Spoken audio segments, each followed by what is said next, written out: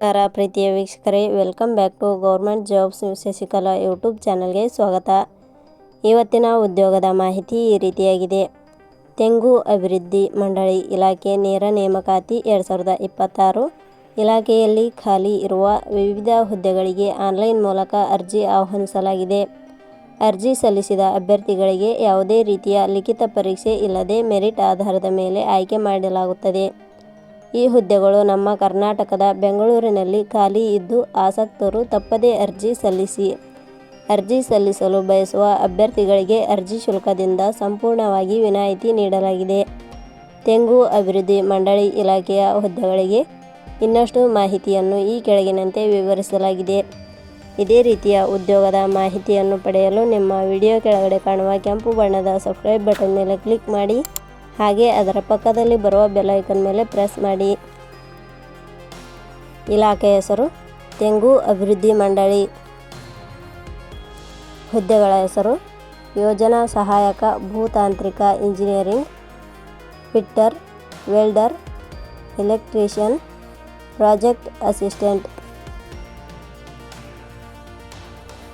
ಒಟ್ಟು ಹುದ್ದೆಗಳ ಸಂಖ್ಯೆ ಇಲಾಖೆಯಲ್ಲಿ 7 ಹುದ್ದೆಗಳು ಖಾಲಿ ಇವೆ. ಶೈಕ್ಷಣಿಕ ವಿದ್ಯಾರ್ಹತೆ. ಹುದ್ದೆಗಳಿಗೆ ಅರ್ಜಿ ಸಲ್ಲಿಸಲು ಬಯಸುವ ಅಭ್ಯರ್ಥಿಗಳು ಮಾನ್ಯತೆ ಪಡೆದ ವಿಶ್ವವಿದ್ಯಾಲಯದಿಂದ ITI, ME, MTech, BE, BTech, MSc ಶೈಕ್ಷಣಿಕ ಅರ್ಹತೆ ಪಡೆದಿರಬೇಕು. ಹುದ್ದೆಗಳಿಗೆ ಸಂಬಂಧಿಸಿದ ನೋಟಿಫಿಕೇಷನ್ ಲಿಂಕ್ ನಮ್ಮ ಟೆಲಿಗ್ರಾಮ್ ಚಾನಲ್ನಲ್ಲಿ ನೀಡಲಾಗಿದೆ. ಅಲ್ಲಿಂದ ಡೌನ್ಲೋಡ್ ಮಾಡಿಕೊಂಡು ಹೆಚ್ಚಿನ ಮಾಹಿತಿ ತಿಳಿದುಕೊಳ್ಳಬಹುದು. ವಯೋಮಿತಿ. ಹುದ್ದೆಗಳಿಗೆ ಅನುಗುಣವಾಗಿ ಕನಿಷ್ಠ 18 ವರ್ಷ, ಗರಿಷ್ಠ 35 ವರ್ಷ ನಿಗದಿಪಡಿಸಲಾಗಿದೆ.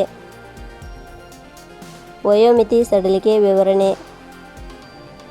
ತೆಂಗು ಅಭಿವೃದ್ಧಿ ಇಲಾಖೆಯ ನಿಯಮಗಳ ಅನುಸಾರ ವಯೋಮಿತಿಯಲ್ಲಿ ಸಡಿಲಿಕೆ ಇರುತ್ತದೆ. ವೇತನ ಶ್ರೇಣಿ.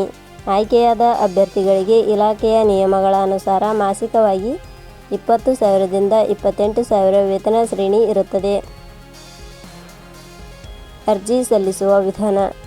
ಹುದ್ದೆಗಳಿಗೆ ಅರ್ಜಿ ಸಲ್ಲಿಸಲು ಬಯಸುವವರು www.jobsexplain.com ವೆಬ್ಸೈಟ್ಗೆ ಭೇಟಿ ನೀಡಿ ಅರ್ಜಿ ಸಲ್ಲಿಸಬೇಕು. ಆಯ್ಕೆಯ ವಿಧಾನ. ಹುದ್ದೆಗಳಿಗೆ ಅರ್ಜಿ ಸಲ್ಲಿಸಿದ ಅಭ್ಯರ್ಥಿಗಳನ್ನು ಇಲಾಖೆಯ ನಿಯಮಗಳ ಅನುಸಾರ ಸಂದರ್ಶನದ ಆಧಾರದ ಮೇಲೆ ಆಯ್ಕೆ ಮಾಡಲಾಗುತ್ತದೆ. ಅರ್ಜಿ ಶುಲ್ಕ. ಇಲ್ಲಿ ಯಾವುದೇ ರೀತಿಯಾದ ಅರ್ಜಿ ಶುಲ್ಕಗಳು ಇರುವುದಿಲ್ಲ. ಉದ್ಯೋಗದ ಸ್ಥಳ ಕರ್ನಾಟಕ. ಪ್ರಮುಖ ದಿನಾಂಕಗಳು. ಅರ್ಜಿ ಸಲ್ಲಿಕೆ ಆರಂಭದ ದಿನಾಂಕ 17/2/2026. ಅರ್ಜಿ ಸಲ್ಲಿಕೆಯ ಕೊನೆಯ ದಿನಾಂಕ 22 ಮಾರ್ಚ್ 2026. ಕೊನೆಯ ಪದಗಳು. ನಾವು ನೀಡಿರುವ ಈ ಉದ್ಯೋಗದ ಮಾಹಿತಿ ಇಷ್ಟವಾಗಿದ್ದರೆ ಮಾಹಿತಿಯನ್ನು ಎಲ್ಲರಿಗೂ ಶೇರ್ ಮಾಡಿ. ಧನ್ಯವಾದಗಳು.